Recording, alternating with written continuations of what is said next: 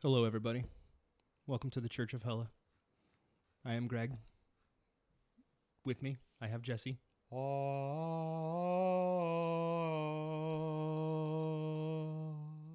Righty then. What up? What's up? Nothing, man. Nothing. It's brought you to my... Yeah. Let everybody let everybody know where they can find you. Perfectly cromulentjesse.com. Greg's got my name. Oh, shit. It's down there. Look at that. Yeah. Greg's got my name down there. That's how you spell it. Cromulent Jesse. Add Yeah. perfectly in front of that. It'll get to my website. I think if I do this, boop, nope, boop, there you go. There's your face on your face. I can't see it yet, but... Give it a second. Because I'm behind here on the monitor. But, yeah. Perfectly cromulent Jesse. Or I'm on the social medias as cromulent Jesse. A couple of them. Just point that way. Twitter and Instagram. Right there. Boom. Boom. You'll see it'll play out and you'll be like, oh, that was good. Oh. Yeah. So cromulent Jesse, wherever, I be streaming and stuff. Yeah, he be out there doing it. Sure. Yeah. You can find me on all social media at hellagregLIVE. If it's not at hellagregLIVE, I'm not there. There's been social medias that I've just been like, you know what? No, I'm not gonna join this because I can't have the username I want. I have, or it's an account that I already own that I just forgot the password to, and I'm like, oh well, gotta abandon it. I remember you had a Hella Greg, and then you're like, well, I had to go with Gurgla because I can't remember. I think that was Snapchat. Yeah. Yeah, which I don't have anymore anyway because I forgot the password. Yeah, it's gotten down to Twitter and Instagram for me. Yeah. Honestly, I'm in the Discord. Like, if you're in Hella Greg's Discord, you're in my Discord. We share Discord. That's where I'm hanging out always. You know what I mean? Like, that's where there's an invite link. There you go. If you're hanging out in the Discord, you're pretty much hanging out with us all day. That's what I feel. That's how I feel. That's where it's now one of the first things I check in the morning is the Discord. Yeah, because there's usually a handful of messages, and people are putting it's worth food, the scroll through. Yeah, they're clips. We've got the live notifications. It's a good place to be. It's worth the scroll through. Not to plug it, just I have a good time there. Plug it. Plugged.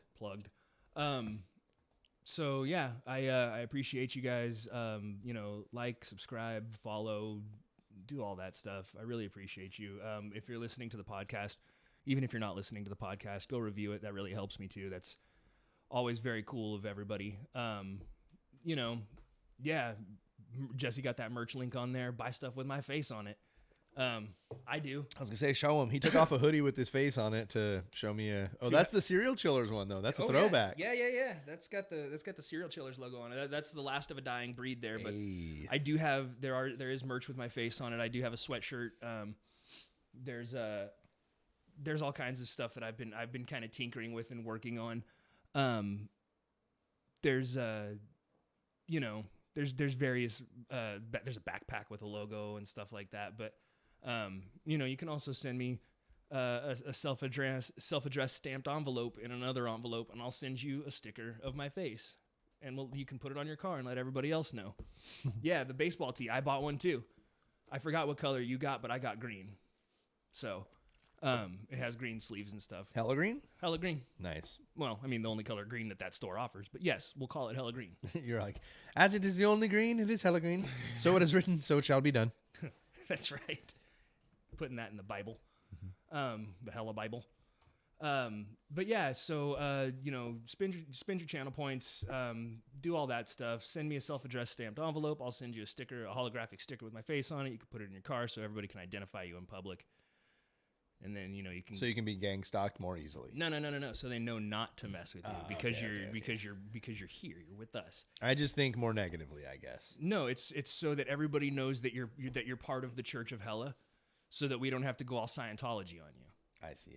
See, and the reason I bring that up is because tonight we're going to talk about Scientology. We're going to discuss some of the finer points of Scientology. We're going to discuss some of the tactics of Scientology and the things that OG Tom Cruise Gramps. Oh, there he is. Boom.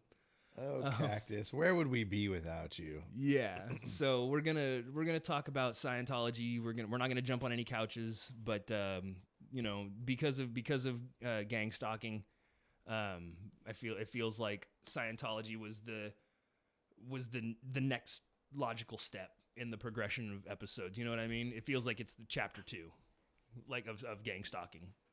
It's the next episode. Yeah. Hey, yay, yay, yay. I mean, yeah, I wasn't gonna go there, but I want to get you DMCA'd. If they think I sound enough like Nate Dogg to DMCA me, I would be honored. Smoke weed every day. Yeah, fuck it, why not? So yeah, feel free to chime in the comments. Yeah, if you see somebody with the sticker in public, they're probably a recluse like myself, so don't draw a whole bunch of attention. But you could look at them and just give them like the thumbs up, or like leave them a nice note on the windshield. Like a nice one, like a hey, I'm not weird, but I love your sticker. Like me too, and then or something, and like don't just put me too. That'll freak me out. No, don't do that. Explain it. Hey, I also enjoy Hella Greg. I see you are a person of culture as well. Tuck under the windshield, drive away smooth. Especially if you see them illegally parked, put it in an envelope so it looks like a ticket, so that they don't get a ticket. That seems like the responsible thing to do to help people. So yeah, feel free to chime in the chat. Yeah, meet in the bunker. We're gonna talk about Scientology. Like, I want to start with what they believe. Like, before I get into the massive details of the thing. Like, it seems like the things that they just outright believe, like publicly, like that they state, because there's some stuff that they keep hidden that they don't that's not for public consumption. You know what I mean? I feel like I should have watched the South Park episode. I would have known everything I needed to know. Yeah, they kind of give you the thick and veiny of it. I go a little bit more detail, but they definitely same thing with Mormonism. Dum. I mean, yeah. So that it's yeah. I mean, it's cults are cults, man. Well, you know what I found out? The difference between a religion and a cult. One is tax deductible. No, but that's what I'm trying to get to, Okay. Is a tax deductible status. But the difference between a religion and a cult, in a religion, the person's dead. In a cult, they're alive. I see. I guess. I mean, so it's like they're all cults. When they start. Startling revelation here in the new Super Network Bunker studio. I'm having an entire epiphany that maybe all religions are pieces of shit, Greg. No. What's happening in my worldview? See, it's the basis on which the religion is formed. And it's not even necessarily the basis on which the religion is formed, because all religions are formed, with pretty good intentions, pretty altruistic intentions. In high school, I wanted to start a religion called Jacassism. This was just a bunch of jackasses. Right. And we would be called Jacatholics. And it didn't really pan out. But, you're kind of inspiring me to maybe look back into it. Yeah, I'm glad me starting a religion has made you be like, you know what? I want to start a religion. Isn't that exactly what happened to Peter? With the Church of the Fawns? Let us a. Ooh, shoot the J from sitting down. I don't even know where the ball's over there. Pastafarianism. Yeah, Church of the Flying Spaghetti Monster. I love Pastafarians. This is gonna be a nice shot. Hopefully. I'm gonna get the rebound off the roof. Yeah? God, I hope I just crack the net right now.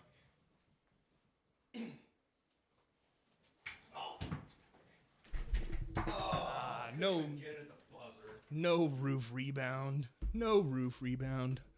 But yes, Pastafarians are good people.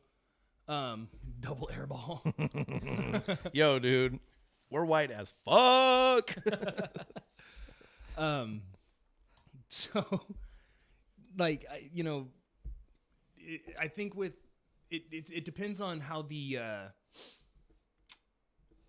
church executes its message. You know what I mean? Like, they start with altruistic intentions, and they're all good ideas for a good cause, for the better.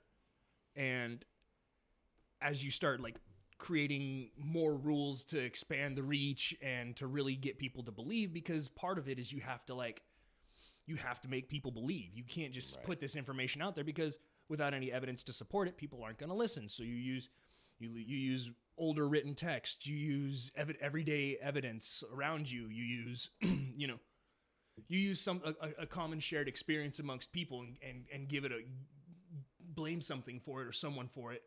And they're like, oh, wait a second, really? And then the more you kind of control what they see and what they're exposed to, the more power you have over said person.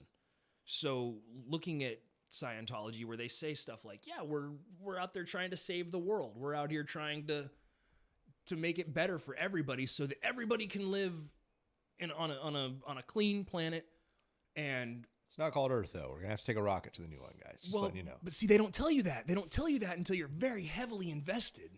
They don't, like, you gotta... Then it is actually called Planet Xenon. You gotta, like... Zoltan. You gotta pay a bunch of money, and you gotta put in a lot of hours, and you gotta sacrifice a lot to get to the point where you learn this information. And then once you learn it, they make you find the continuum transfunctioner. Well, and then once you learn it, like, in the case of Leah Remini, she was like, are you fucking kidding me? This is what I've spent so much time and money working towards. Like, this is lots of money, I heard. Lots of money to get to where she was in the church. Right. Like, only super rich people and celebrity money. No. No? No. Okay. I mean, we'll cover how they take your money. Okay. But they definitely will bleed people. They will definitely bleed people. And sorry, I didn't mean that in that they only take it from those. Just in that people who reach that level generally are super rich people and celebrity like people who have a right. So they do have levels like that. Yeah. But those are like John Travolta, Kirstie Alley, which I think I wonder if there's another Look Who's Talking movie. Would it be sponsored by the Church of Scientology because John Travolta and Kirstie Alley are both in there? They don't really work a lot. What? Especially one of them. So, you know. Are you kidding me? John Travolta works all the time. I think Travolta might still be doing stuff. I don't think Kirstie Alley is like a hot commodity at this point. Even for a baby lip sync movie. Like, it's just, I don't think it's there, man. I don't think it's there. What about Tom Cruise? He's still doing impossible missions. Yeah, but listen. Crazy as fuck as he is, that dude stunts fuck. And he does them all himself. So I'm not saying like, oh, I love Tom Cruise and the things he does are amazing, but there is a part of his life that I look at and I'm like, that's pretty fucking badass, dude. That's one of the tenets of the Church of Hella. In all bad there is good, and all good there is bad. It's like the yin and the yang of the universe. Okay. Yeah. And for as batshit crazy as Tom Cruise is, he fucking held onto the side of an airplane as it took off. Yeah, he did. He does some fucking cool stunts, and you got to give credit where credit's due. Yeah. Just like for all the shit that the Church of Scientology does. Not so real, recognize real. Yeah. So like it's for all the dog shit that the Church of Scientology does, they also pulled off one of the biggest heist in FBI history, taking documents that pertain to the Church of Scientology. They instilled their own... Didn't they infiltrate? Yeah. Yeah. And stole like over 100,000 documents pertaining to the Church of Scientology. It's like the equivalent of like a high school movie from the 80s where they like break in to steal their permanent record so they can get into college. Like, you know what I mean? That's what it's like. It's like, all right, we got to break into the principal's office and get this mark off my permanent record or else I'll never get into that school. My dad will kill me. Bob's Burgers did that. Really? Yeah, I threw a bunch of spitwads on the ceiling and spelled a bad word. Which one? Well, it was kind of all of them combined. We got to get in there and clean it off. Otherwise, I'm going to be in double trouble. Yeah, that's like that. It seems too good to be true. Like it's like it was a written plot for primetime television. So L. Ron Hubbard was a fiction writer. Oh, wow, I know. Oh, yeah. He was not only a fiction writer, he was the most prolific fiction writer of all time. Well, I shouldn't say the most prolific fiction writer, but he was the most prolifically published fiction writer with over 600 published works. Like the Guinness Book of World Records was like, yeah, this guy... You're like, they don't have to be good. But they've all been published. But c'est assez. So somebody else read them and co-signed them. You know what I mean? Yeah, he's like, actually, I've owned a publishing ring this whole time. Yeah, it's called the Church of Scientology. From the 20s all of a sudden. He was born in 1911. We'll give him that. All right. He was chilling in the 20s. So, They may not have been roaring, but they were ripping. so L. Ron Hubbard developed the Church of Scientology, and so from their website, like the what they believe, it says, developed by L. Ron Hubbard, Scientology is a religion that offers a precise path leading to a complete and certain understanding of one's true spiritual nature and one's relationship to self, family, groups, mankind, and all life forms, the material universe, the spiritual universe, and the supreme being. I mean, to me, it literally sounds like if you were to write a paragraph for any religion, it would sound something like that. Yeah, like I said, they all have pretty altruistic basis. Yeah. It would be like, we are better than everybody, and here's why, and here's how you can spend your entire life trying to attain the afterlife. Here you go. So I'm gonna take this whole thing and I'm gonna take this whole thing in a slightly different direction too. I'm gonna I like the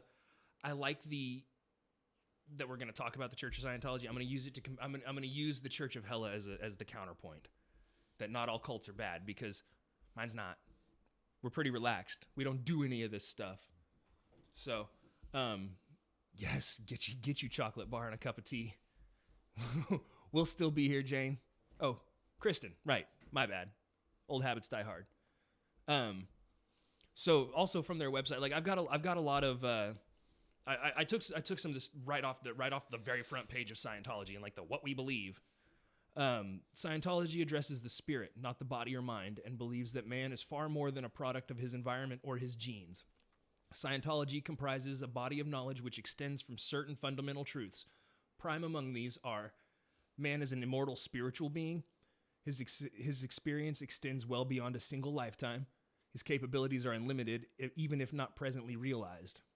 So, like, bro, all you have to do is focus, and you can be a superhero. Pretty much. You just got to realize it. It's less that, more of, so like reincarnation. Totally. It's a fun idea. Totally. If you're into that, that's a great idea. I can't say one way or another. I have no proof. However, I do remember my past life. It's totally a true thing. But I have seen people who do remember their past lives, like that kid from the BBC documentary who was 8 years old and who had ridiculous details. About, gave the address and the names of his wife and children from his past life, and had a birthmark where he was shot and stuff like that. Yeah. So, listen, if there's something to believe, that's something I'd like to believe in. Energy, you know what I mean? Energy can't disappear. It can dissipate, but it can't disappear. Sure. There's, you know me. There's not really it's not that I disbelieve anything. Or that I just don't believe. I don't know. You need evidence. I have no idea. You need proof. I need proof for anything in my life. I have no reason to believe anything until someone is like, check it out. This is why. Like, I know everybody's like, oh, it's faith. You have to have faith in it. And it's like, no. That's in my life. That's not how it works, and it's not about. Well, yeah, but that's why it's called having faith, right? Like you have to believe a little bit. I want to have evidence. Yeah, can I have evidence? So science is your religion. Sure, I mean, but it's too close Scientology, so let's just no. It's science. Yeah, not Christian Science, not Scientology. I brought my bicycle. Hope you have a big trunk. Hey, Derry, what's the first meal of the day? Breakfast. Attaboy. But yeah, so they talk about, reincarnation. That's good. Reincarnation's great. It's, that's a cool idea if you're into it. And if that's what you want, I hope that's what you get out of life. But they're saying that you're taking all the information from this lifetime onto the next lifetime. And that you're going to be able to use that information to help grow the Church of Scientology in your next lifetime, and so on and so forth down the road. For roughly 1 billion years, that's the length of the contract you have to sign. So what if your next life is it always human? Like, is that the deal? They know that much? Or is it like, you could be a butterfly, because nobody expects a butterfly? I don't know. Don't know enough of it. I don't know. It's like 1 billion years, no matter what you are. I think it's if you sign the contract, you come back as a human so that you can help serve the Church of Scientology. Like by signing this, don't trip. You won't come back as a butterfly. You're guaranteed. You're in, bro. Yeah, you're coming back as a human because, or you're coming, whatever you come back as is going to benefit the Church of Scientology because you're signing that contract that you're going to work. You're just a bald eagle that sits on top of that fucking disgusting blue building in San Francisco and That'd be, I mean, stares down. that would be kind of badass. I mean, if What do you do? I'm a church eagle. You're a church eagle? Yeah, man, I sit on top of a fucking church. Well, a church with your little wings up. You know, like Gargoyles? You seen it? You know, like early 90s, Disney animated. It's really great. It's kind of like what I do, you know, but I don't have to pretend to be concrete during the day. Except I'm real, bitch. Claws your eyes.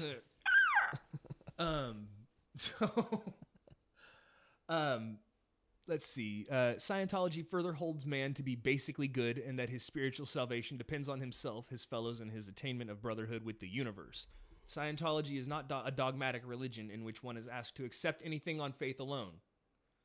On the contrary, one discovers for oneself the principles of Scientology are true by applying its principles and observing and experiencing the results. The ultimate goal of Scientology is true spiritual enlightenment and freedom for all. But you got to buy that information. Yes. Like they don't just go like, yo, we're a dope-ass religion, and this can make your life amazing and better forever. Billion years, in fact. Right. You got to pay a lot of money to get it, though. Like, it's capitalism, bro. It is America. Yeah. Yeah. Okay. Yeah. So, I mean... I'm just making sure, because the other churches kind of hide it. Right. Well, right. Well, they have a specific set of rules. They have all the commandments that you have to follow. The rules like that you have to abide by if you want to come to Jesus' birthday party. It doesn't matter if you lost your job to COVID. You better still tithe. That's what that fucking weird demon-looking super minister who has the terrible face surgeries. I forget his name, but I don't want to remember it. Yeah. He literally mid. I mean, it's still bad. Dude, but wait till you hear some of the stuff I've got in here about how they get your money because it's totally the same energy. Same energy. You better not. I was like, you better not. So here, they have what's called OT levels, and OT is Officer Turney. He did dare for us in primary school. He did. I have it in here somewhere, and I fucking totally forgot what it stands for. Come on, Chad, help us out. Operating Thetan. Thetans. I remember Thetans from the LPOTL. So a Thetan is a spirit, and when you get to, and your body is comprised of these spirits, and or bodies. And I mean, no, it's not. But yes, go on. No, it is. It is. We'll say for the sake of argument that it is. All right. And your body's comprised of these Thetans, and you have to go through and make peace with each one of them and let them know that they're done. Go. But there's peace be with you, Thetan. Yeah, there's hundreds of them, thousands of them all over you. So it's like a self-reflection, like meditation thing in order to kind of also money. Right. But to get to this point, this is the point that Leah Remini got to is this point here where she was like, "Are you fucking kidding me?" And this isn't even that high. This is only OT3. They had up at that point they had up to OT8. And this is the ladder that you're constantly trying to climb in Scientology. Is Tom Cruise like top dog? Like he's like no, he's not even like he's not. He's the most influential man in the church, but he's not the most powerful man in the church. No, I guess I didn't David mean Miscavige like, is the most powerful man in the church. I didn't mean that. I meant like, is he at like the top level you can get to? Like, is he like no? Okay, because what happened was L. Ron Hubbard said, "Look, there are these 8 levels on this ladder, and that's it. And there's these 8 levels. And once you hit the 8th level, congratulations. But there are 8 levels on this ladder, and that's that." And then in 1986, he died. And in like 1987, David Miscavige was like, "Dude, I found in a vault sacred texts. And look, there's like 4 more levels. But because of all this new information, everybody has to go back down to level 1. Damn, it was a server wipe? Pretty much, dude. It was, Oh, I mean, shit. that's not a complete server wipe. He didn't have to go down. His inner circle didn't have to go down. Some of the people who'd paid a lot of money. Fucking mods, dude. Yeah, dude, they had the hacks.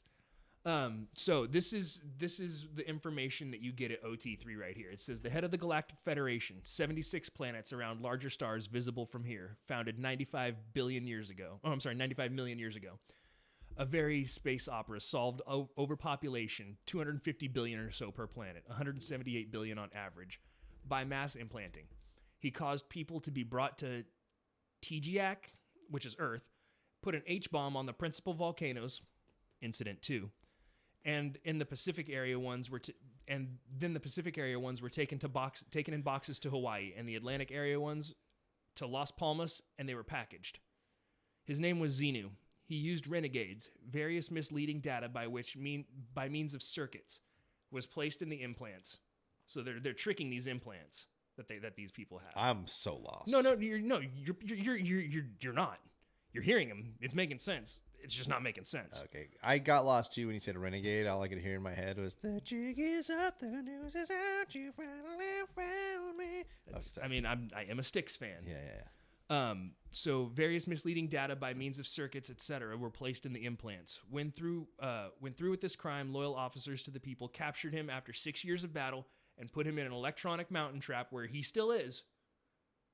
They are gone. The place, the Confederation, has since been a desert. The length and brutality of it all was such that the Confederation never recovered, and the implant is calculated to kill by pneumonia, etc., anyone who attempts to solve it. What year was the church founded? Oh, like in the 50s? Okay. So I was going to say, it sounds like this motherfucker saw like a couple science fiction movies. He was a science fiction author. Well, yeah, I guess so, yeah. I always forget that of this, that like literally this fiction dude wrote another fiction book and somehow turned it into a religion. Yeah, he had 600 published works that were all bullshit. But you know, like, okay, so it came in the 50s. That's like the height of Roswell and for all the sci-fi community, they're going ham. Yes, exactly. It's like the Twilight Zone launched in like what 56 or 58. Like, but you're getting movies like The Creature from the Black Lagoon, right. White Zombie. You're getting a lot of paranormal flicks and stuff like that. That's the predecessors to all the. And he grew up just fucking eating this shit up, dude, and then spewing it back out. Yeah.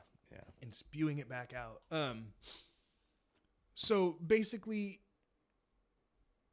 this guy was the only guy to go inside the volcano and figure out the code. And that's why he's doing this for everybody else. He knows the code. He can't give you the code. Because if you just try to go crack the code, it'll kill you. But code. But he cracked the code.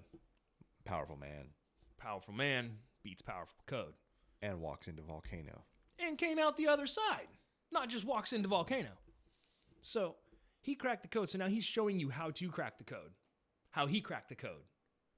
So when he died in 1986, David Miscavige said that he didn't die from a stroke. That's not what happened. His body was his spirit was transported on a vessel to planet. No, I don't know. I'm just guessing. He left his body behind because it was no longer useful to him. He found OT9 and he continued his research. He found OT10, 11, 12. So he's now a spiritual being outside of his body. He's not dead. He's still very much alive. He is out there continuing his research and continuing writings and all his texts and stuff, but he's an energy now. He's not a person anymore. So he's still getting shit done, but now he's just a spirit. Yeah, like, he's like, I no longer have to sleep, and I am omnipotent. This is great. Yeah, he's like, Trust me, I still hang out at the office with the guys. I'm top level. Yeah, he's like, I'm just a ball of light now. That's all I do. Just float around. No photos, please. You wouldn't be able to tell anyway. So weird. Thanks for lurking, Eddie. Also, Kristen, I hope that chocolate is fantastic. You can bring tea and chocolate for everyone. That's the move. That's how you make fast friends. You don't win friends with salad. You don't win friends with salad. You don't win friends with salad. I'm disappointed that there wasn't an actual conga line, but that's fine. So what these guys are looking for, like most religions, they take advantage of people who need their help. They in Hollywood, they have the Celebrity Center, and I watched this documentary this guy put together, and he was saying how when he got to Los Angeles, he was told, like, hey, there's this acting class and it's $20 and it's at the Celebrity Center. And he was like, oh, cool. Like, that's awesome. So he goes, he pays his $20. He goes into this acting class, and right away, right out of the gate, they were like, do you want to get bigger parts? Do you want to learn how to channel more? Like, we have this whole series of books that you can buy to do that. And it comes with these classes and all this stuff. It's only $3,200. And you're like, no, I'm only here for the $20 acting class. And they're like, well, but you need these books. Otherwise, you're not going to understand this class. This class isn't for you. This class is for these other people. You need these books and stuff. So do you have a credit card or anything like that we can use? Do you, are your parents coming into town? Can you call them, borrow some money from them? And if you don't have the credit, you can't get the money from anybody. They have people who work for American Express, Citibank, Visa, it's MasterCard. like going and buying a car. They're like, oh, we'll hit up a couple banks. We'll get you the loan. Don't worry. This one said no, but we usually have better luck with these guys as long as you're spending over $10,000 and it's under 5 years old. Like, well, what they're doing is, instead of letting you put these applications in yourself, they're doing it for you. So they have all the information. And then what they're doing is, rather than, trying for American Express, and American Express says, no, we're not interested in loaning you money. They'll and then you go try Visa or Capital One or whatever. They do it all at once, so your credit doesn't take all these individual hits, so it doesn't look like you're applying for multiple credit cards. They do it all at once, and then they have their higher ups that they have in the company underwrite everything and be like, okay, you get approved. So now you've got $100,000 in credit cards, and they're like, oh, we'll hold on to these for you. No, they're your credit cards. They're absolutely your credit cards. Now, every week they're hitting you up for donations. Mm-hmm. So it's, this week it's this $3,200 book set. A red light switch. Oh. You want red. Do I have red? And Austin said you look hella good today. Oh, thanks, man. I appreciate you. That's red, yeah? Yeah. That looks red. It looks a little pink on screen. It's red. It's totally red. It's red here. I can vouch for its redness. Yeah. Appreciate you, Austin. So yeah, they'll once you've got this $100,000 in credit cards, which you don't have a balance on, so it's not a huge deal. They start with okay, now you can afford these books. Well, now you can. Oh, well, thank you so much, sir. You didn't have to do that from right there. You could have just handed me the given you 2 quarters. Yeah, here you go. I have a big plastic beer bottle full of firecrackers and change that I would put them in. I appreciate it's all trying to start a hype train, bro. 50 biddies at a time. Hype.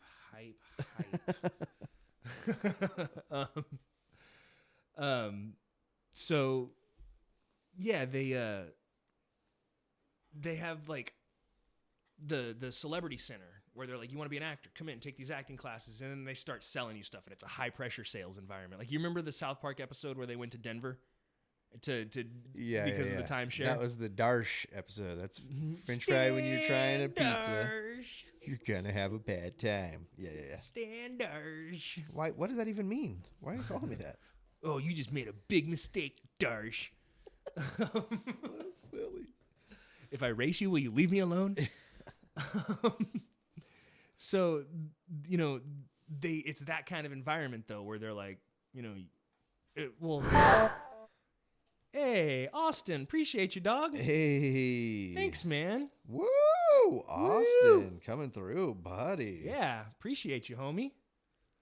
That means a lot. I think yours and I think Paul gave some bits one time, and those just now, and I think that's it. Damn, boy. Yeah, I appreciate you guys.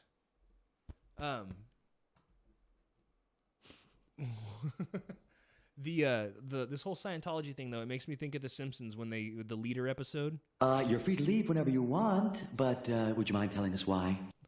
Because you're not allowed to criticize them, especially while you're there. But they're asking you all kinds of questions. They're grilling you. And in the Celebrity Center, they give you kind of the promise of like, well, Tom Cruise comes through here, Kirstie Alley, up until 2017, Jason Lee, up Up until 2005, Leah Remini. You know what I mean? Like they have all these celebrities that come through there because you have to go to these, you have to go put in your time. You have to devote so much time per week to the church. And sometimes it's up to 40 hours. See, in the Church of Hella, we don't ask for that. We just ask that you care. That's all. Just care. Care from where you are. And 25 hours. No. No. I'm not going to give somebody part-time hours. Are you kidding me? Well, part-time, but you still get benefits. I don't know. I don't know labor laws. That's why I'm not asking for hours, because I don't know. I don't want to have to do the research. I just helped you. Trust me. It's a great deal. It's a great deal for you and them. But you know, so they start up acting classes and workshops that start around $20, and some of them are just like self-help seminars. Some of them are like Toastmasters, where they're like, "This is how you public speak, and this is, you know, make good eye." Sell me this pen. Okay, sure. You mind if I write something down? Need a pen? Yeah, like it's public speaking. It's having confidence in yourself, and they teach you these basic things, and they tell you the reason that you didn't have these things to begin with was because you're not a Scientologist. You haven't unlocked that stuff yet. And now come sit with us. Look how much better your life is. You're able to take charge. You're able to walk into a room and smile and shake hands. And they're like, also, see, you know, when you go into the calf and you have those level 1 tables that you're at, check out this baby. No wobble. Oh, there's not even matchbooks under the legs. Suck it, OT1s. OT4s for life. Hurls a fucking orange at him or something. This is great. Oh shit, I think an OT6 heard me say that. I just imagine Scientology now, like completely as like an 80s high school comedy. VRM. Sounds like community college. Exactly. Yes, dude. Seriously. Yeah, I do like equating Scientology to like an 80s teen movie. Yeah. Snowboard Academy. It just seems to fit like it's like OT1, huh? Cool. Well, you don't know the things that I know. Get back on the boat. All right, guys. Who's breaking into the FBI for senior prank?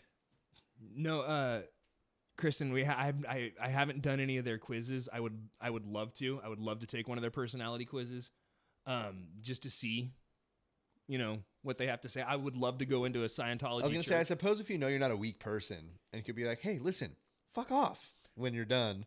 I like to think that I could go in and sit down with the guy, and like he'll give me the cans on the e-meter, and I'll sit there, and he'll be like, "What was that thought?" And I'll be like, "I know what you're thinking.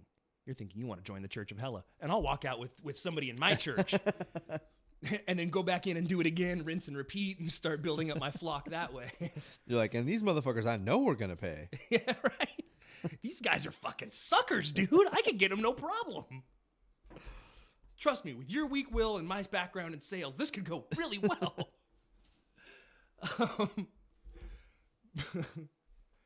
I think it just like but I would love to take one of their tests. And what they do when you go into these centers is they give you these big metal cans, and they look like kind of like soup cans, but they're a little bit taller. They're bigger around, but maybe a little bit shorter than a Red Bull can like this. And they have a little alligator clip on top that clips on the wire. And it goes back to this e-meter. And you sit there, and then changing the lights to purple. I got you. Yeah. There's like two. Those are both pretty purple.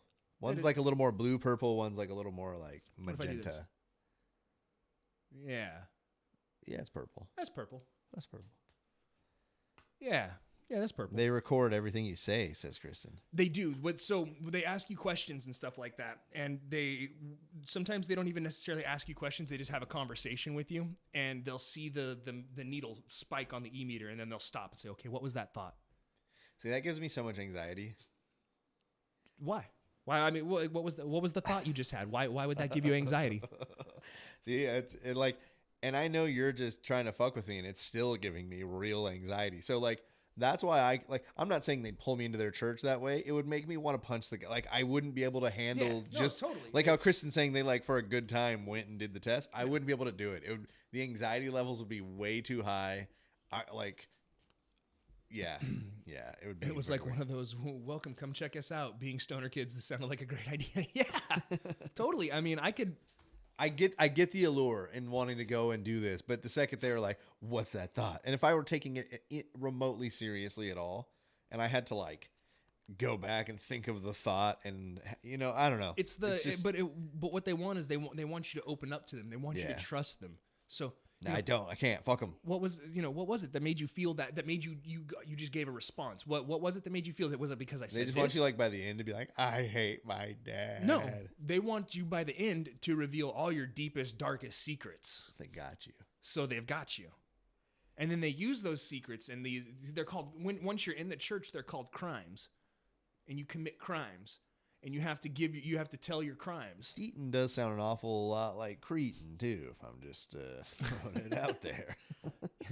Yeah, you're right. Those two words do rhyme.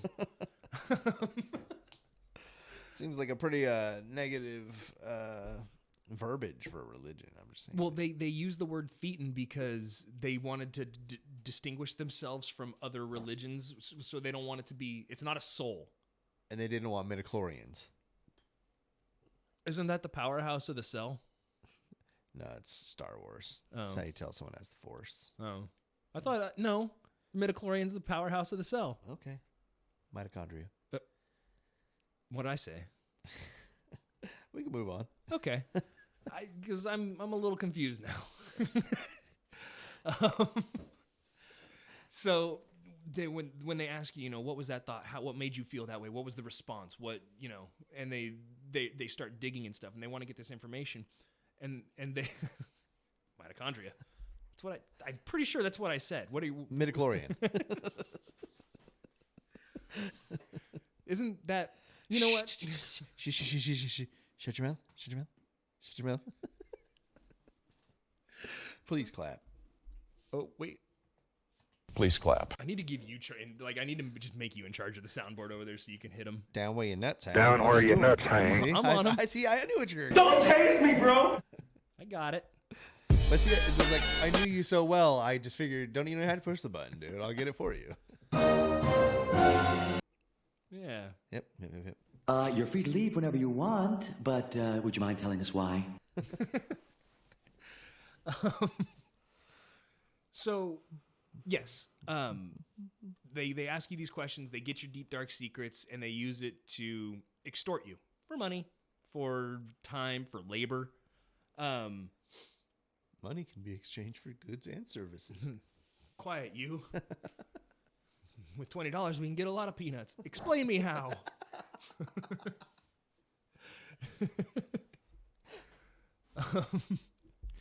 So they use these manipulation tactics to separate you from your money, basically. They guilt you. They tell you that you're letting people down. So, once you're in the church, so say you're in, you have to do these, weekly, and sometimes if you're a troublemaker, if you're making waves, you have to do, daily and multiple times a day security checks. And what they do is they put you on the e-meter and they ask you questions. So where were you last night? Where were you? I heard you went out to dinner. Who was there? And did anything happen? Was it fun? Did you guys have a good time? What did you eat? What did you have? What did they have for dinner? Did either one of you guys drink any alcohol? The salmon, I think it might have been a little undercooked. But they'll ask you, did either one of you guys drink any alcohol? Oh, it's not allowed? Well, so you're not allowed to. You have to put in hours every day in the church. You got to earn the drink. No, you have to put in hours every day in the church. Usually, sometimes they'll work from 10 to 2, 2 to 7, whatever. They'll work. There's always somebody 24 hours. So you have to put in your hours every day. But you're not allowed to drink alcohol within 24 hours of working in the church. Oh, I see. So if you're less than 24 hours away from your next shift in the church, you can't drink alcohol because those toxins stay in your body. And they sink into the tissue and they sink into the fat cells in your body, and so it lingers, and so you're stuck with these toxins in your body, and then you're impure, you're not clear, so then you can't help other people reach that level, so you're useless. So, if you're gonna be on vacation, you're gonna be gone for a couple days, it's okay to toss a few back, but you're not allowed to get tore up, you're not allowed to use drugs, you're not allowed to do. I'm out. Right? Fucking boring. That's a sound bite that I need. Instead, I just have this one. You're free to leave whenever you want, but would you mind telling us why? That's the no drugs thing. Down where your nuts hang. Yep. Yeah. So yeah, like so they'll do that, and then you know, by control, but you're not allowed to associate with people who aren't Scientologists. Like even you can't even like be friends with non-Scientologists. You can, but in certain positions inside, They're like unapproving Catholic parents. In certain positions throughout the church, you're not allowed to, because you're not allowed to leave. So you're like, they have this thing called the Sea Organization, and it's like they dress like they're in the Navy. Yeah, the Church of Hella is way cooler. It is way cooler. Yeah, and if you could have been a Force user, yeah, that's totally. I mean, if they could teach me how to do stuff with my brain, I totally would. Instead, this stupid brain isn't good for anything. But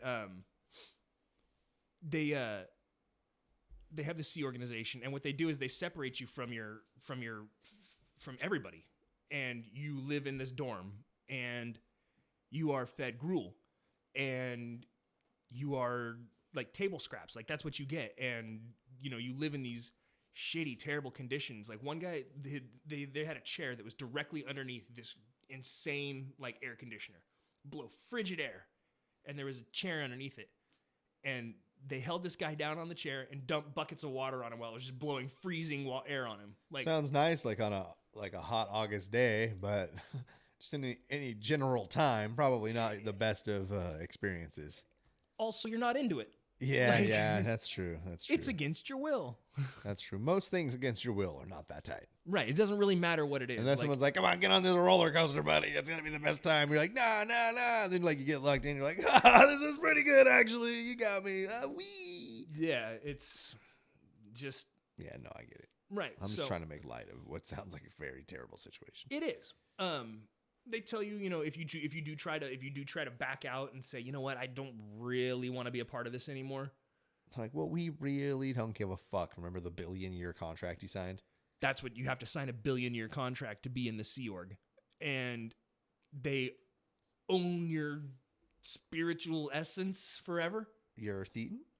Well, no. Oh, your Thetans are the bad ones. Your Thetans are the ones that are attached to you. You got a face face and you got to get rid of. Right. You Thetans are the ones that are attached to you. I'm catching along here. Yeah. Oh, look at you, my little miscavige. Made my skin crawl. Nobody gets littler than David Miscavige. He literally looks up to Tom Cruise. And this guy is apparently like the most abusive prick. Like, it reminds me of the dad from South Park. Slappity slap slap slap. Like, yeah, except like half his actual size. Yeah. Like, because so this guy in the pictures, he's standing there and he's shaking hands with Tom Cruise and he's looking up. He comes up to like here on Tom Cruise. So, I mean, I'm not out here to like dig on short guys because everybody's got their own thing. But like, you can't be abusive and be like 5'5". You know what I mean? Slappity slap slap slap. Exactly, dude. Like, I don't know. But this guy would like, he would just open hand people. He would turn around and just deck people out of nowhere and be like, yeah, because I fucking can. And then walk away, and the guy just got like a bloody lip. OT3, bitch, get out the fucking way. No. David Miscavige, he's OT fucking, he's top notch. As soon as L. Ron Hubbard left, this guy was like, oh, look, a power vacuum. Let me just step right into that. And he's the one who's been discovering all the hidden texts and translating, and found that there were more OT levels, even although L. Ron Hubbard said there weren't. So they apply, like I said, the high pressure sales tactics. They won't let you leave. They grill you with questions.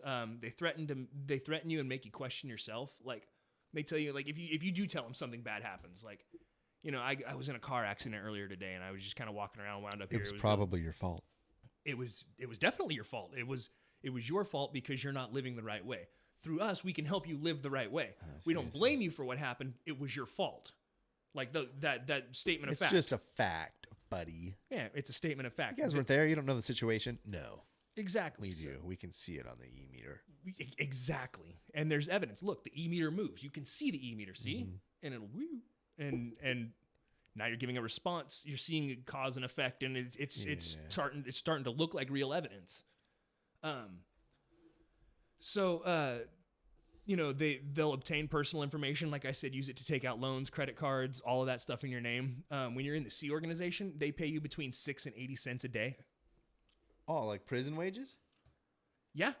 Like, you could either stamp license plates in the state pen or come here. Same wage. Either way. Either way. You could drink more Pruno when you're doing the state pen thing, though. Hey, you can't drink Pruno in Scientology because you have to work in the church. Well, that's what I'm saying. Yeah. That's what I'm saying. Yeah. Like, the prison thing, same wages, but Pruno. Marge, look, I found another bean that looks like the leader. You're free to leave whenever you want, but would you mind telling us why? Leader beans. I'll put it up here with all the others. The leader loves me the most. I'm covered in the most dirt. It is me who is covered in the most dirt. People of Springfield. Yeah. So, like I said, they have higher ups at the major financial institutions who underwrite and credit check, do all the credit checks so that you get these cards. Then then immediately they're like, okay, so we got you approved for this, $15,000 credit card. So why don't you go ahead and buy this $5,000 book set, and that goes towards your lifetime membership to the Church of Scientology, and then you have access to all these classes, and you can come here, and all you have to do is put in 40 hours a week here at the church, and that's all we ask. And we'll help you. We'll help you with your acting classes, and we'll help you with your public speaking. We'll help you with this and with that. And they try to make you an offer essentially that you can't refuse. They try to put all this package together, and then they sell it to you for $5,000, $10,000, whatever you're really willing to give. Mm-hmm. And then once they've got you in there, once you've signed the contract, because you're not allowed to read anything, they hand it to you and they say, okay, here you go, sign this. This is no...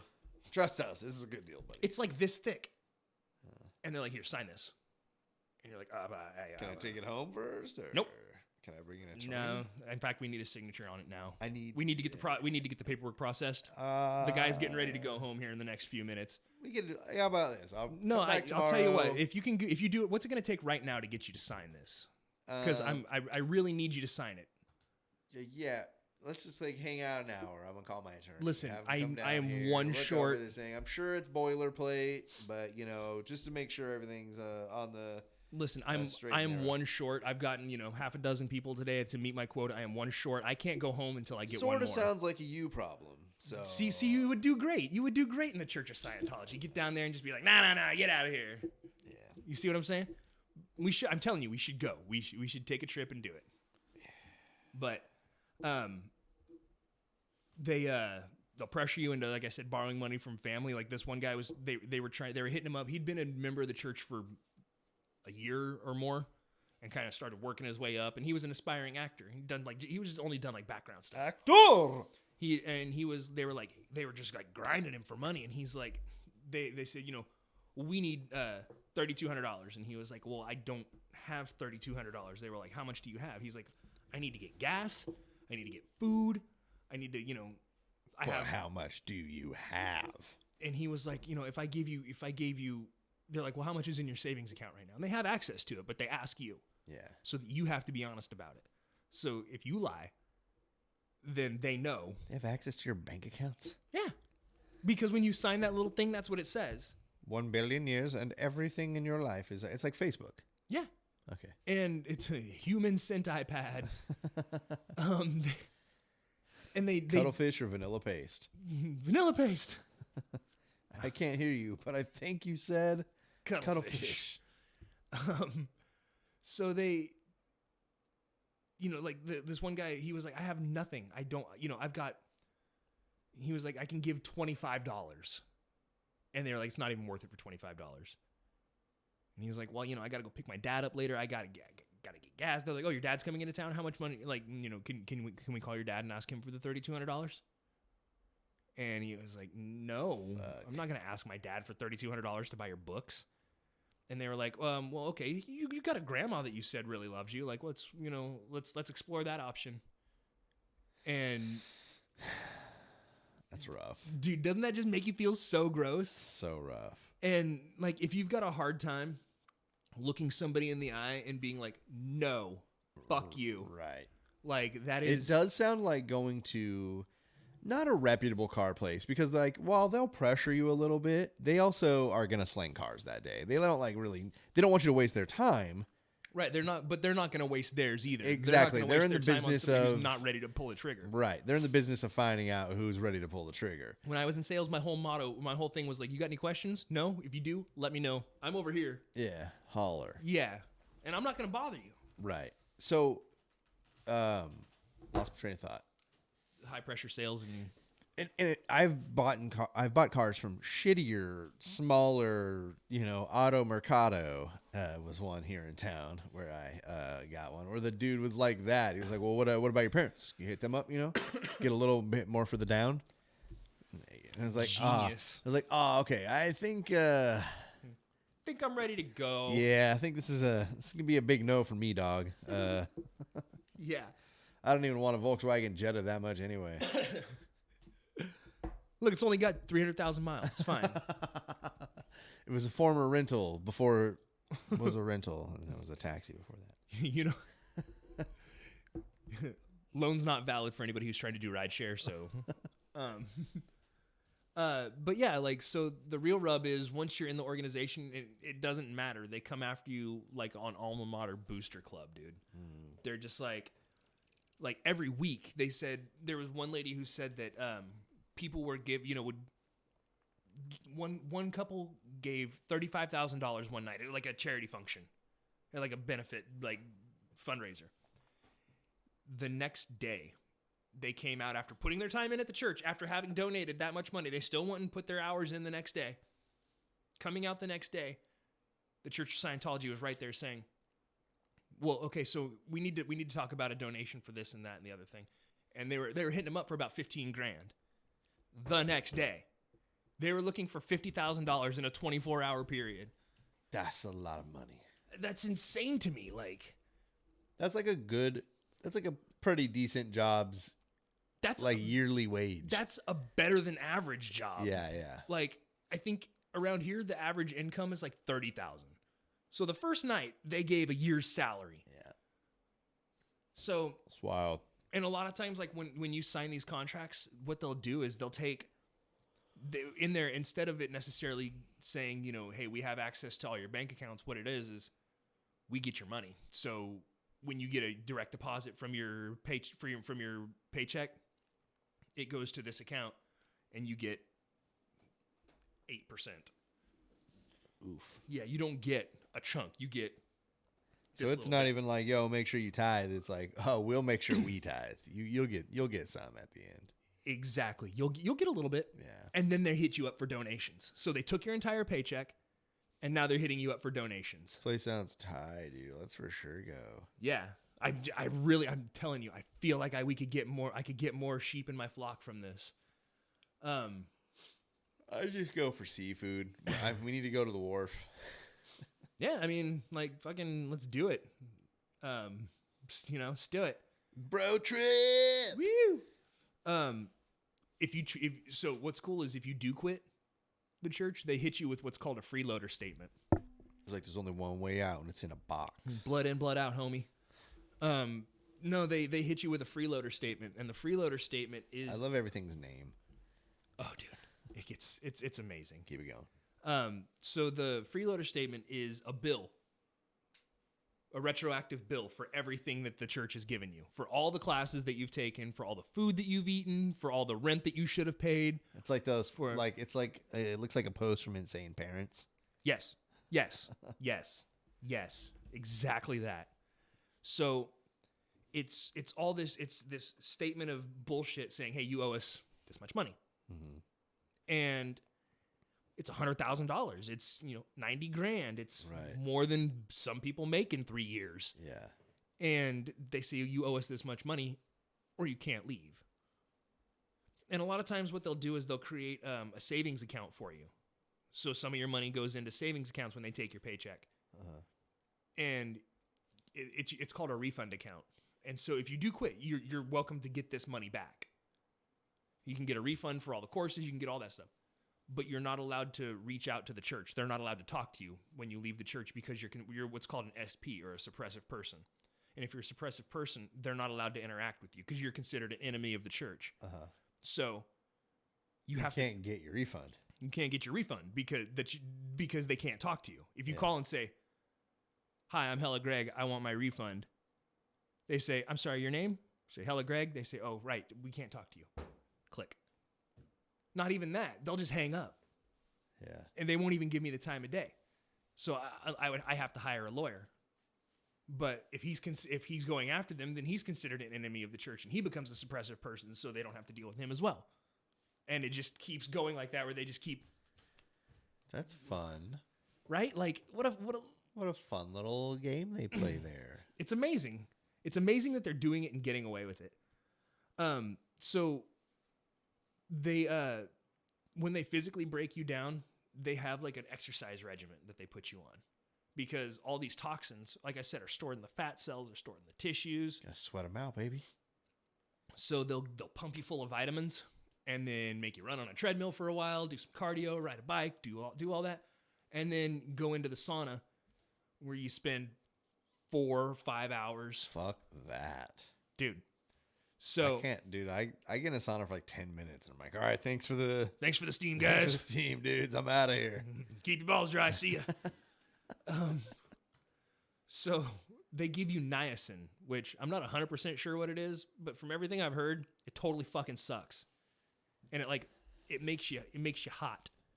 Oh, that sounds fun. And so, vitamins, niacin, dehydration, exercise, and a sauna. And then they tell you that basically all of the toxins from your life are within you still, and that all the drugs you've taken up to, including ibuprofen, Tylenol, alcohol and nicotine, whatever you've put through your body, pesticides from vegetables, and even if you've only eaten salads, if they're not organic, if they've got pesticides, if they were, they use spray when they did it, like it would, you know what I'm saying? Like they would, that stuff is in your body. So you got to get that stuff out too. So everybody has a reason. Pollution. If you've been outside breathing the air in Hollywood, you've got the pollution in your body. So you got to go in there and you got to do this. Isn't the headquarters in the blue one in San Francisco, right? No. Okay. So that's one of the churches. That's one of the more popular. Okay. That's one of the more popular churches. But they have the Celebrity Center in Hollywood. They have L. Ron Hubbard Boulevard, and like right there off of Fountain in Hollywood. Their headquarter is down in Valencia, I think, and it's called Gold Base, which I'm not gonna lie, sounds kind of cool. Sounds like they've got a lot of like space military sounding names too, Cut to Trump. Gold Base. Damn it, already patented. Shit. First Space Force, and At least now this Gold time Base. it wasn't Steve Carell. So, they pump you full of all these vitamins and shit, and then they stuff you in the sauna for hours. One woman sweated out until she went catatonic, and then That'd be me. They revived her, and they were like, "Hey, dude," and she starts to laugh, and we need a donation. Grab her wallet, and while you're in there, look for some ID. She went catatonic, and later, when asked about it, she laughed, and she said it was from anesthesia from surgery that she'd had years ago, that it was coming out, and so it caused her to feel the effects again, and that's why she was catatonic. It had nothing to do with the fact that she'd been in a sauna for hours. Right, that's not how anesthesia works, just for those of you. That's not how anything works. Just for those of you at home. You sort of get it, and then it wears off. That's just kind of the 1, 2, 3 about it. The world keeps on spinning. It's my package. God delivered it. I signed for it. Is that a roll of Mentos? No. Shout out to any anesthesiologists who might be in the chat right now. Say something. Let me know. Yeah. Can the anesthesia come back several years later in a sauna? Like an acid flashback? Yeah. So there's precedent. Acid can.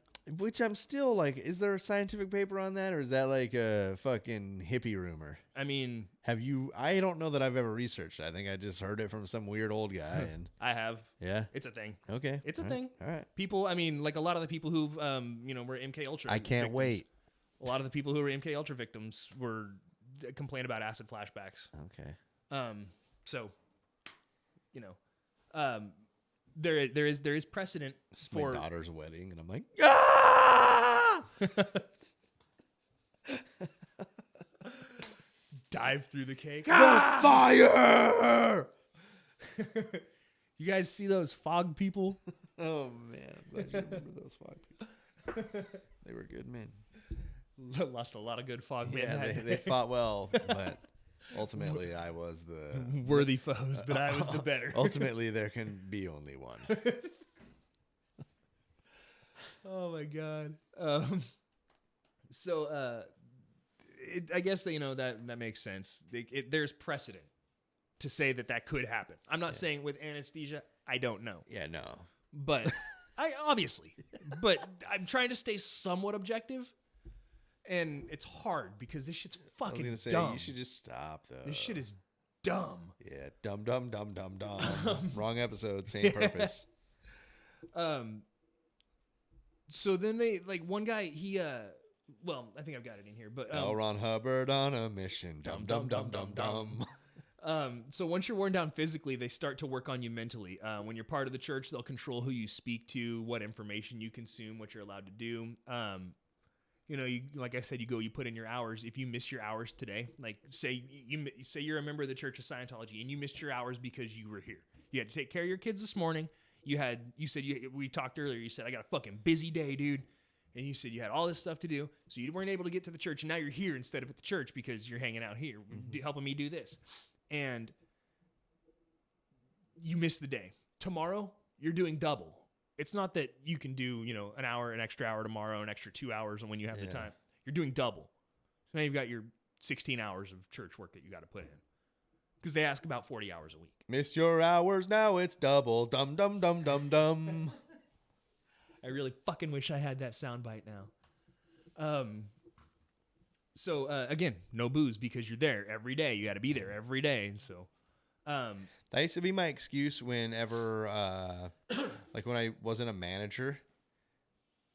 Hey, could you come in today? Be like, I've been drinking. I was like, I'm allowed to drink when I'm not working, but I'm not allowed to drink and work. So like, I couldn't possibly come in at work because I've been drinking. Hey, can you come in? They probably thought I was just the worst alcoholic. I just didn't want those shifts. I knew somebody with a pretty cool official job who did that too. Yeah? Yeah. Names and position, please. No, I don't feel like it. So then you also get restricted internet. You fucking tease. You get North Korea internet? No, you get restricted internet. Yeah, North Korea internet. Worse. I guess they don't get really internet there. They get worse. Because, you remember They're like, the only website is Scientology.com.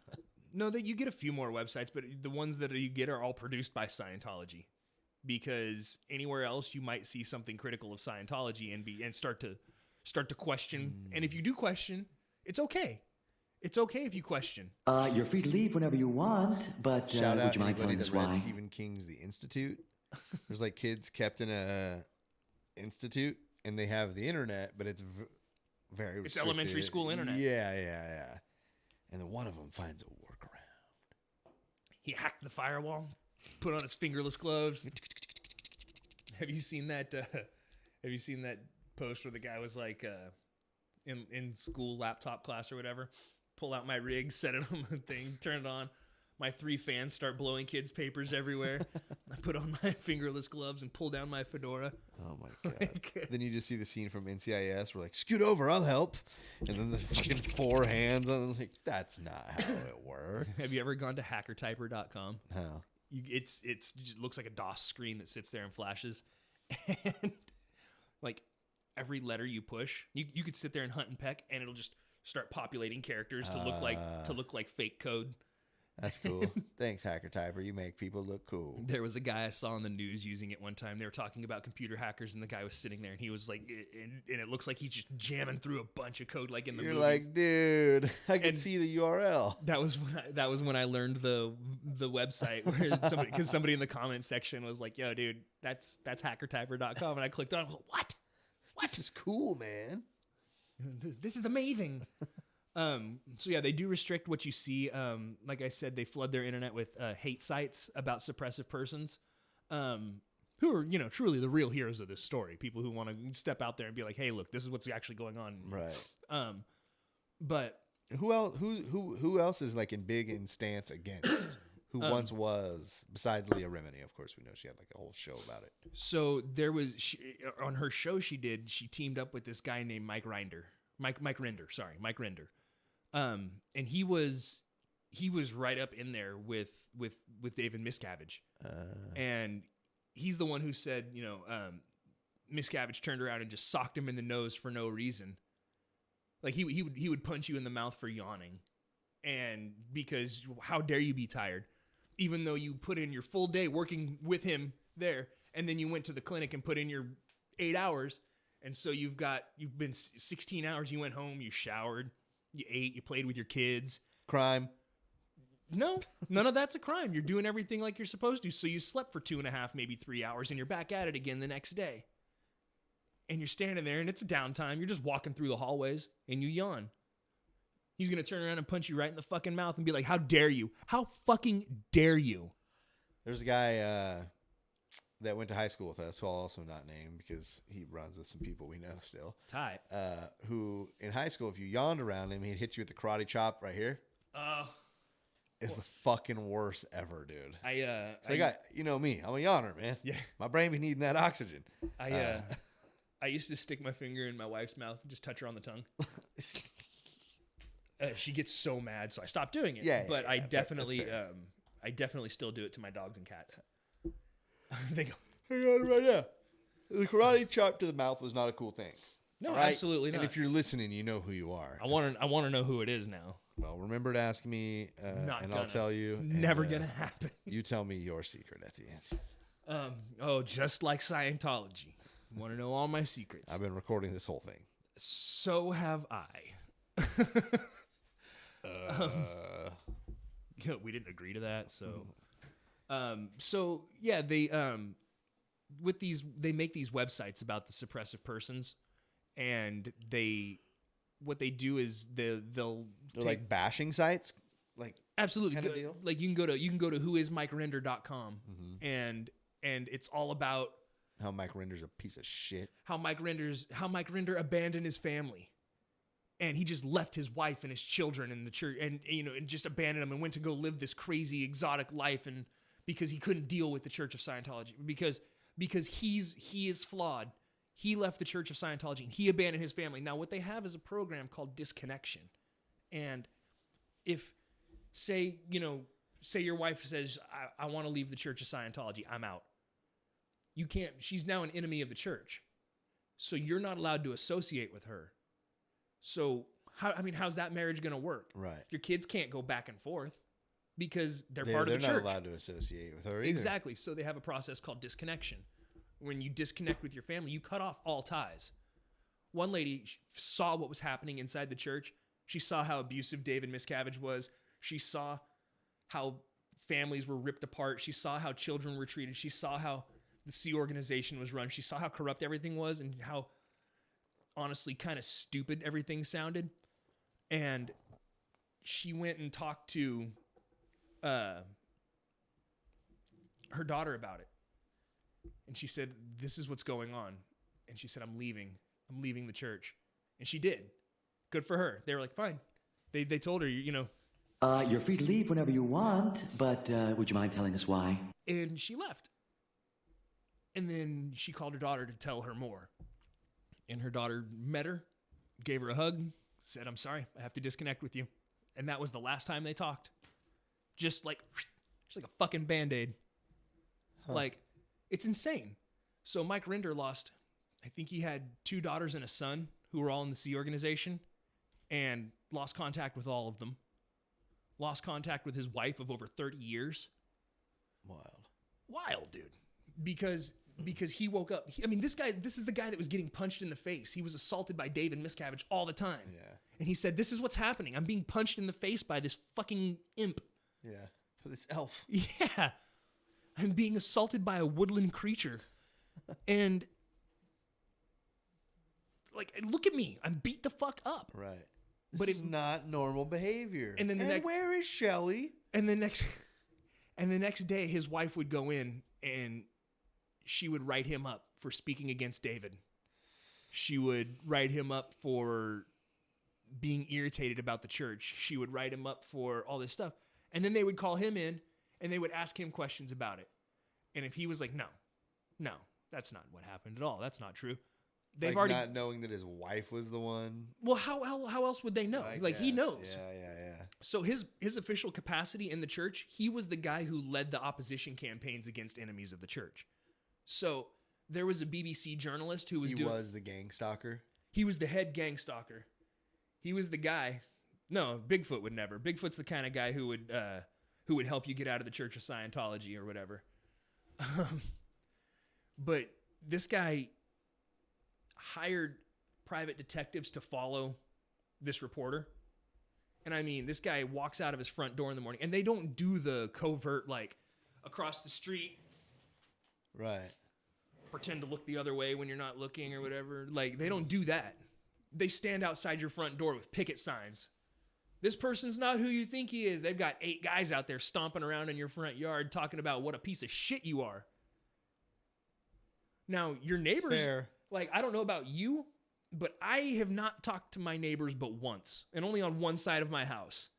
And he was just like, hey, is that a toolbox on the back of your truck? And I said, yeah. And he goes, you got tools in there? And I said, no.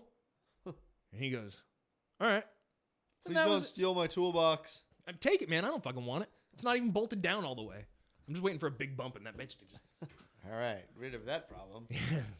Exactly. Like Scientology. Just cleanse myself of this toolbox. But That's their motto, I heard. So that's what...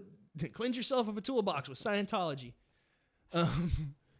So... Featuring David Miscavige. Put him up! Big deal. Want to fight about it? Tom Cruise. I love Katie Holmes. Oh, my God. Oh, my God. So they... we really got to update that stock footage, you guys. No. So Leah Remini wrote him up for that because you're supposed to always be representing the church in the best light. Right. She was like, he looks insane. He looks absolutely fucking insane, jumping on Oprah's couch about how much he loves Katie Holmes. Yeah. So she wrote him up because that's what you do. Right. If somebody's unbecoming of the church, you write them up. You don't in the Church of Hella, but you do in Scientology. And snitches get stitches in the Church of Hella. no, you deal with your own issues, man. That's yeah. That's how I deal with it. Snitches however you got to deal with them. Big whoop. Want to fight about it? Exactly. She gets patty. So they she wrote him up for that, and they basically called her in, and they said, "Hey, look, we saw that you wrote Tom Cruise up. Why?" And she said, "Well, it's because he's jumping on the couch. He's, looking like a fool." And they said, "Is it possible?" Because he said it was because he was in love that he did that. Yeah. They said, "Is it possible that you're just so not in love with your husband of 25 years that Because you can't you would comprehend?" never jump on a couch? Yeah, you just don't know the level of love that Tom Cruise has for Katie Holmes. You've never felt that level of love, so you don't understand it. That's what's happening. And she said they basically told me that I was too much of a bitch to understand the level of love. And I'm like, well, we did see your character on Everybody Loves Raymond, so King of Queens. King Queens, same character, same exact character. Flintstones, the Jetsons, the Simpsons, Family Guy. Marge is different. No. Hot wife, dumpy dad, dude. That's the formula. Except for Full House. They're the ones who flip the script. Dead mom, OCD dad. And 2 live-in uncles. Yeah. Quote unquote uncles. Did somebody say what? You didn't even do the... Yeah, sorry. I just caught Slammy said married with children. Peg and Al. Peg and Al, exactly. Yeah. Yeah, Bigfoot would jump on the couch in the name of love or whatever, but he wouldn't do it because of Scientology. Dexter's Laboratory. Fair enough. Any Pixar movie?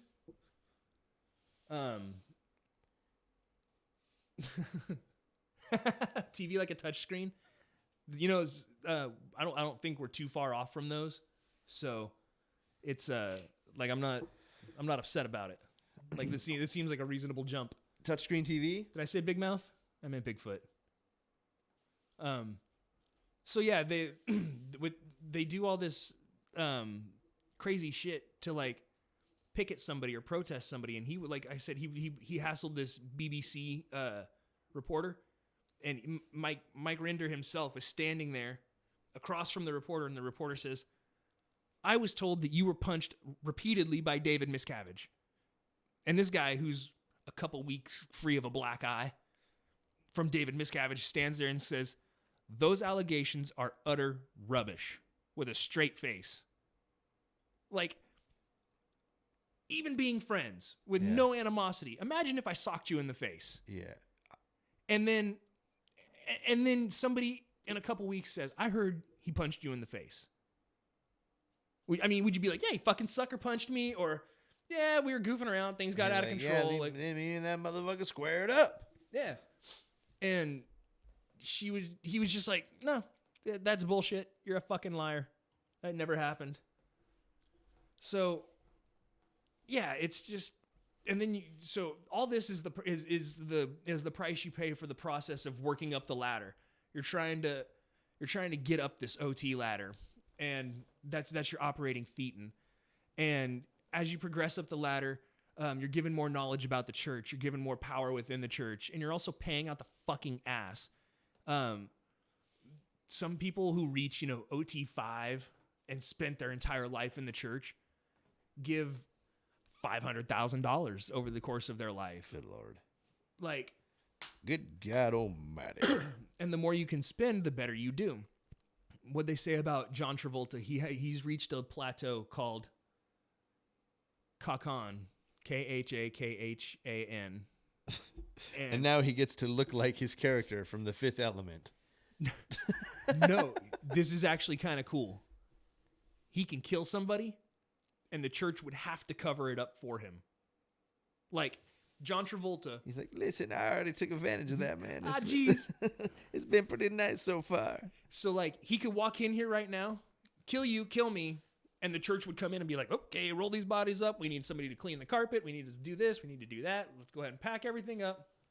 So, like, and the church, as part of the church ethics, they have to cover that up.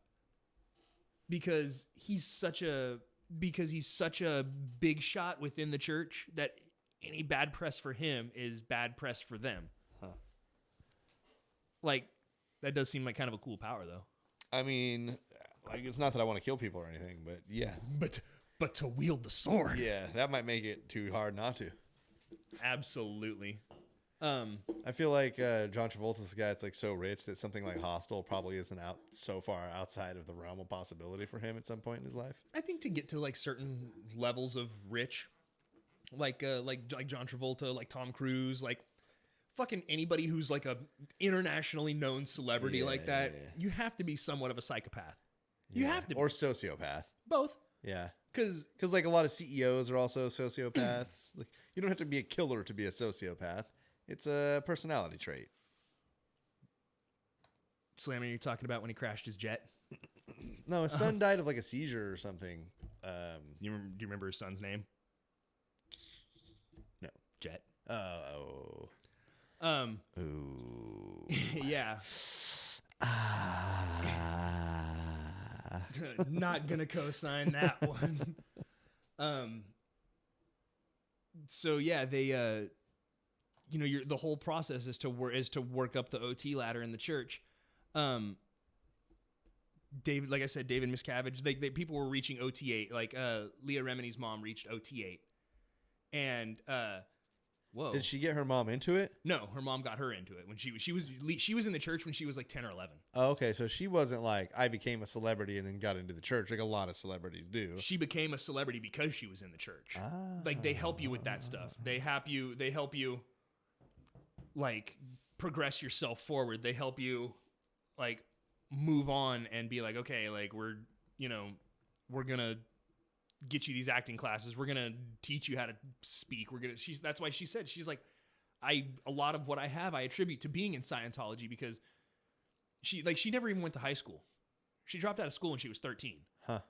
And she was going, she took all, everything she was taught was through was through Scientology, and they have Scientology schools, but they're not teaching you like a core curriculum. They're not teaching you. They're teaching you Scientology. Right. They're not teaching you history. They're teaching you the history of the world according to L. Ron Hubbard. Yeah. And A science fiction writer. right. So they don't, they're not teaching you the basic stuff that you need to know to survive in the world. They're teaching you how to survive in their religion.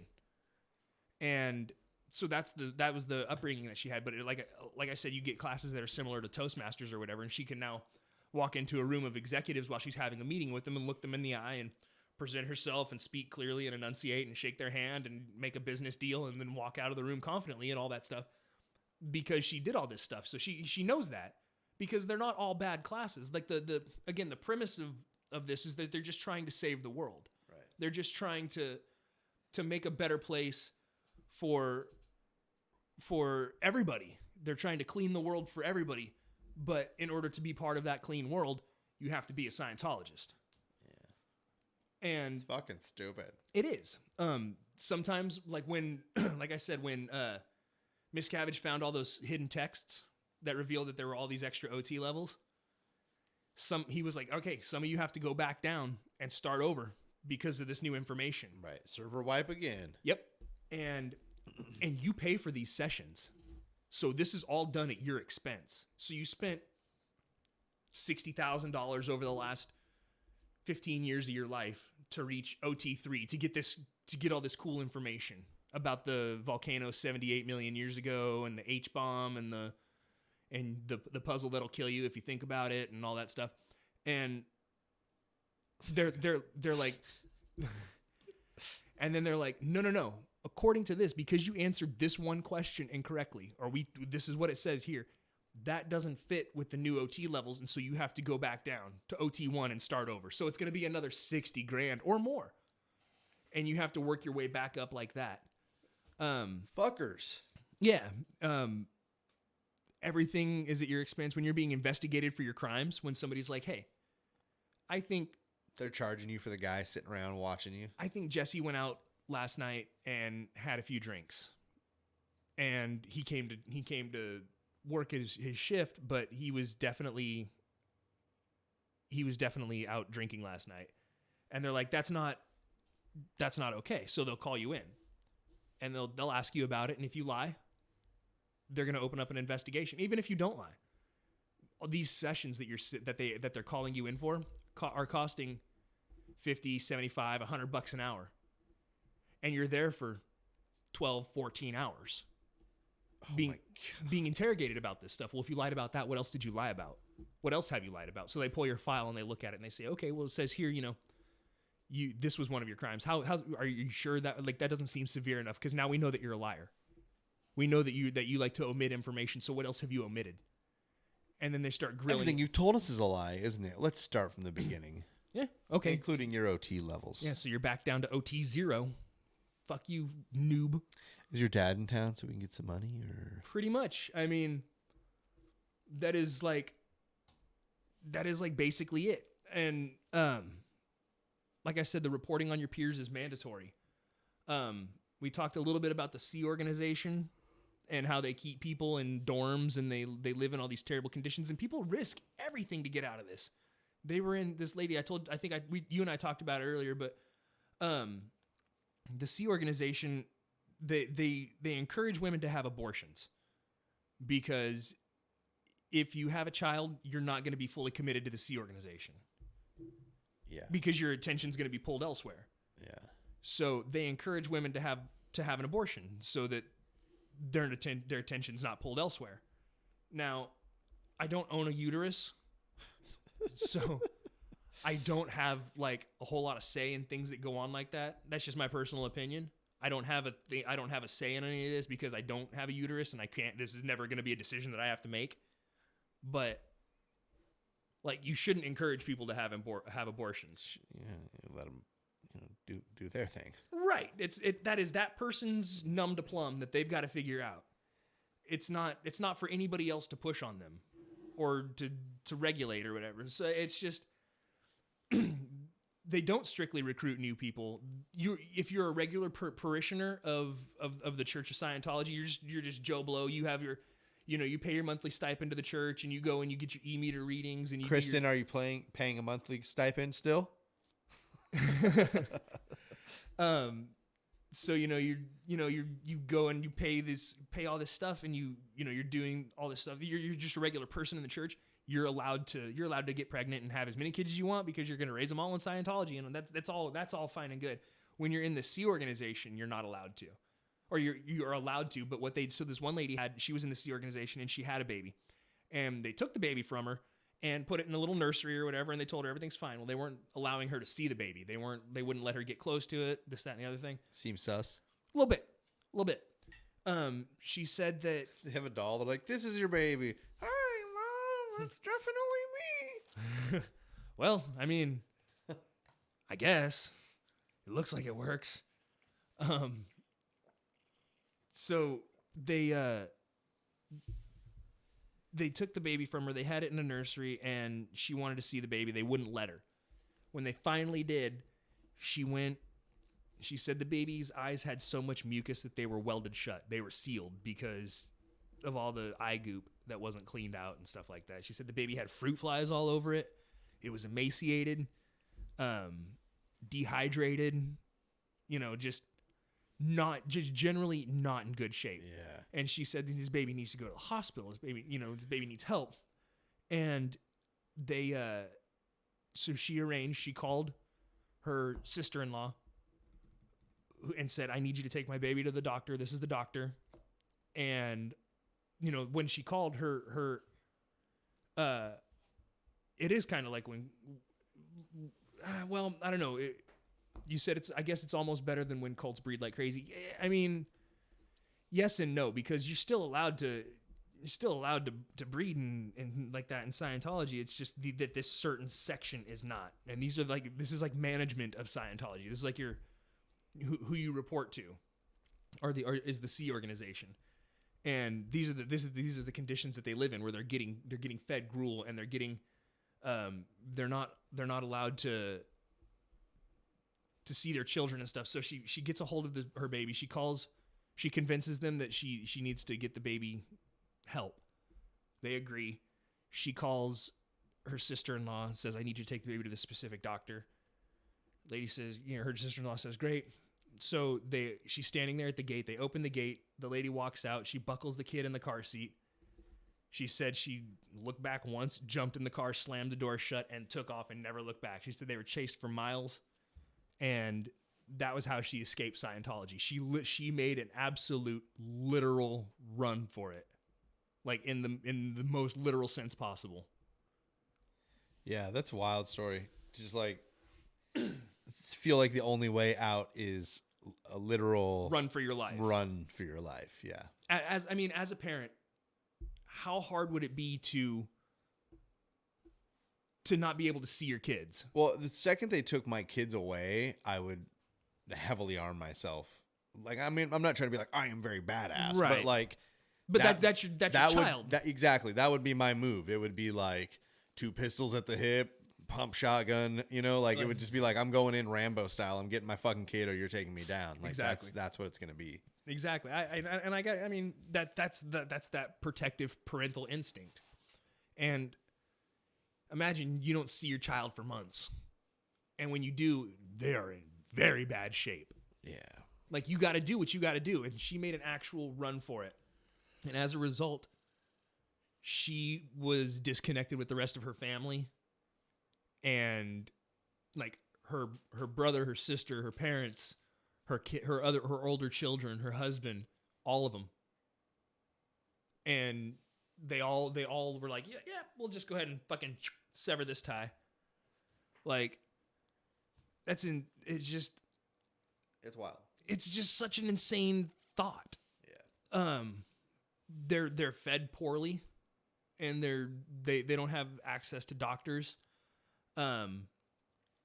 The one guy that I told you made the documentary earlier, and he was talking about the lady who was sweating out the anesthesia. Yeah. He was after a workout, he was put in the sauna for 4.5 hours. He said he became delirious and lost the use of his legs.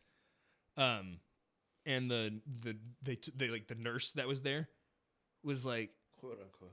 well, right. And she's looking at him, and she's like, oh, it's the drugs that you had in your system. They're coming back out and they've reactivated. So, he's just having fun. And she put him back in the sauna.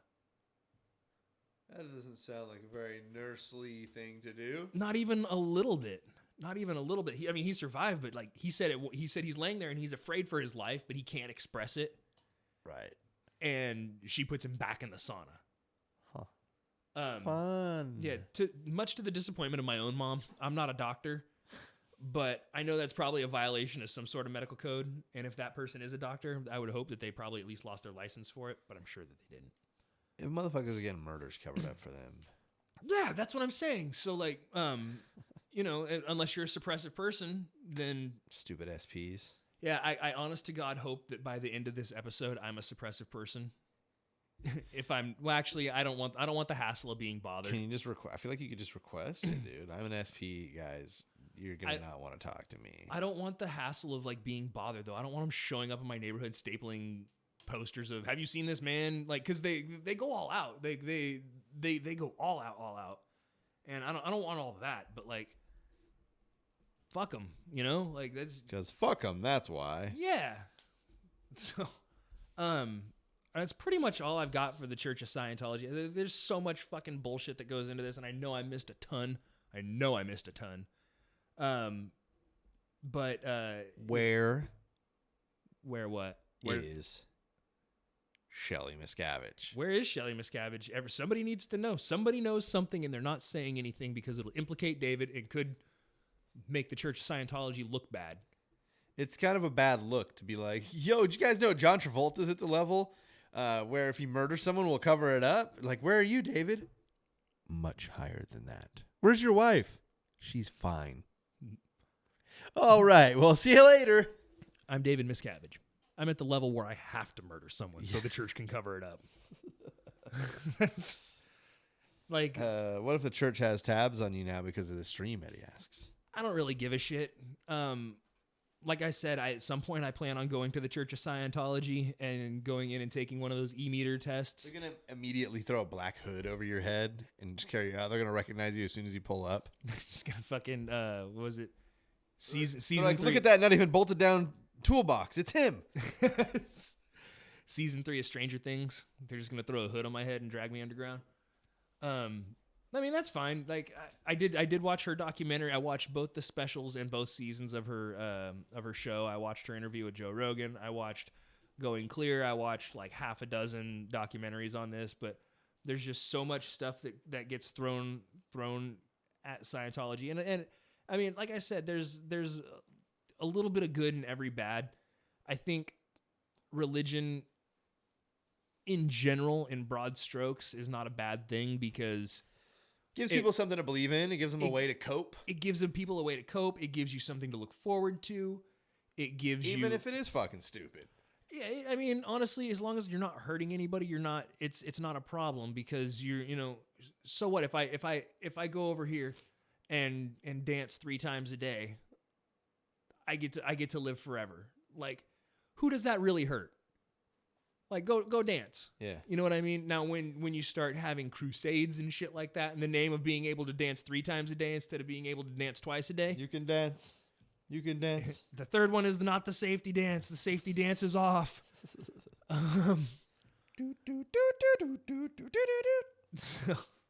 But you know what? Like, as long as you're not hurting anybody, what's the harm in having a religion? It's mostly a sense of community, from what I see. That's the benefit of it, is that you have a sense of community where you can get together with other people who are like-minded and say things, help each other. You can provide services for each other. You can, hey man, I need a little moral support in these trying times. I got you, bro. Like, need a hug? Like that's the kind of don't touch me. That okay, all right. That's we're fine. Air high five. But like that is fair enough as far as religion goes. Like I think that's a good basis for religion. Now when you start getting, like I said, all these specific rules where you can't poop on Sundays and you gotta, like, you know what I mean? Like, is that a real one or I don't know, probably. like women aren't allowed to like exist in some religions. So hey, Quit living. You better stop being. But like, you know, like as long as you're not hurting anybody, fucking be your own religion. Join the Church of Hella. We don't fucking hurt anybody. We're friends, man. We're all friends here. But yeah, I think that's kind of all I got for the Church of Scientology. Do you have anything you want to add to the church? Oh, absolutely not. No. Nope. It's stupid. Dum dum dum dum dum. I mean, like, look. If you guys have been following long enough on any of our channels or anything, you know where I stand with most religions, and I find them to be overbearing in my life experience. Like, listen, if motherfuckers that knock on my door and try to tell me about religion can just fuck right off. I will come to your church if I'm interested. Don't come to my temple. All right. See, that is like one of the things that you have to do. Like, I don't require a lot to get in the Church of Hella. I don't require. I'm out. I don't require missionaries. I don't require. The only thing you have to do is go knock on Jesse's door and ask him if he wants to join. That's how you get jumped into the gang. I was gonna say, I'm gonna fuck you up when you get there. I'll fuck you up bad. I just like to think, you know, at some point this takes off and people have to make the pilgrimage from wherever they live to your house. I'm just gonna have to fuck up like 5 people a day. I gotta get in hella good shape now. What if you bring tacos? Listen, I'm gonna fuck you up, then we're gonna eat tacos. Don't talk to me about religion. Midway through the tacos, you're like, oh man, somebody just rang the doorbell. What if I bring beans and rice to go with the tacos? No, I'm gonna fuck you up and we're gonna have a fiesta. Like, well, I don't know what you want me to say. I love it. So that's the pilgrimage you have to make. But that's only if you want to be super high up in the Church of Hella. Like, that actually sounds kind of cool now. Like, I have a life goal for the Church of Hella is to just get all ripped and fuck people up. That's it. That's either that or the Judas thing. I'm still undecided. Why not both? Porque no los dos? Oh, okay. Yeah. I joined Scientology right now if I can get some tacos. Okay, but you're not allowed to have any beer with it. Ooh, no cerveza. Because you got to go work at the church tomorrow, dude. And if you're going to work at the church, to go with the tacos, beans, and rice. No, Eddie, have you listened to anything from this episode? If he's gonna be in the Church of Hell, you I'm can out. You said Slammy. Yeah, see, this shit sucks. The Church of Hella, dude, you can totally drink. You can drink. You can smoke weed. You can do whatever you want as long as it doesn't hurt anybody. Like, you know, just be cool. Be cool, man. And that's the first commandment. I'll be dropping new ones weekly. Drive slow, homie. That's next week. Square up, bro. So yeah, again, that's all I've got. Thank you for everybody being here in the chat. It's very cool. Thank you for the bits, Jesse. Thank you for the bits, Austin. You know, thanks for everybody participating in the conversation. It was really fantastic. This was a fun conversation. I didn't expect it to be because I'm of very entertaining. I add a lot to most conversations, Greg. Slammy, thanks, bro. Hey, Slammy. Yeah, thank you, Slammy, for the bits. Appreciate you, dog. Yeah, I didn't expect this stream to be like a ton of fun just because the Church of Scientology like fucking sucks and like they just. What if you make fun of it most of the time? Dumb. Yeah. Oh, check big Discord for some dang Bigfoot memes. All right, I will. Perfect. L. Ron Hubbard had bad ideas. Dum. Yeah, it was. I didn't expect it to be a blast, but I had a blast tonight. Thank you for being here, Jesse. Thank you for moderating the chat. One more time, let the people know where they can find you. Perfectly cromulentjesse.com. It's a website, guys. Everybody's got them now. So do I. Hell yes. There's a social media right next to his face. Point to your right again. Yeah, you got it. Thanks. Kristen, I'm glad you like talks like this. I do this shit weekly. We're here every Tuesday, 6 p.m. Yeah, 6 p.m. Pacific Standard Time. I don't know exactly where in the country you are, but if it's Pacific Standard Time, 6 p.m. every Tuesday. And if you want to listen to more, they're on YouTube. There's a podcast. First commandment. Oh fuck! I freaking it was. I think just be cool. Yeah, be cool. Yeah. Drive slow, homie. Yeah. So until then, drive slow, homies. You never know, homie. Yeah. So the VOD of this will be on hellagregLIVE.com tomorrow. The podcast will be out tomorrow. There's a backlog of probably, I don't know, 14, 15 episodes that you can go back and listen to. I think that's everything I've got. Jesse, anything else? Yo, fuck Scientology. Yeah. I like it. I like it a lot. So I guess I'll see you guys next Tuesday. See you next Bing, Tuesday. bang, boom. See you next Tuesday. Don't say see you next Tuesday.